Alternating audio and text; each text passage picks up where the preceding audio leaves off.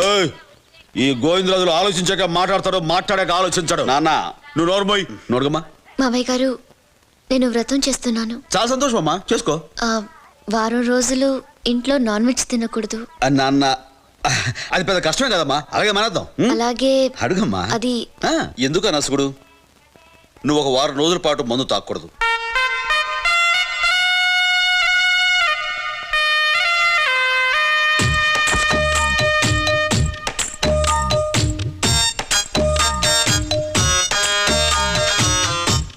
అదేంటి మావయ్య గారు అలా కుప్పకూలిపోయారు? ఇంట్లో మగాళ్ళు బాగుండాలనే కదా ఈ వ్రతం మొదలు పెట్టాను. ఇప్పుడు మేము అంతా బాగానే ఉన్నాం కదమ్మా. ఇంకా బాగుండాలని మావయ్య గారు. ఇంకా ఆశగా అంతే ఉంది తల్లి. శ్వేత, ఆయన మొహం చూస్తే తెలియట్లే, ఆయన మానడు గాని నువ్వే వ్రతం మానేసాయి. నువ్వు నోరు మూసుకోవా అమ్మా. నువ్వు వెళ్ళి నీ వ్రతం సంగతి చూసుకో, నేను నా మనసు సంగతి చూసుకుంటా.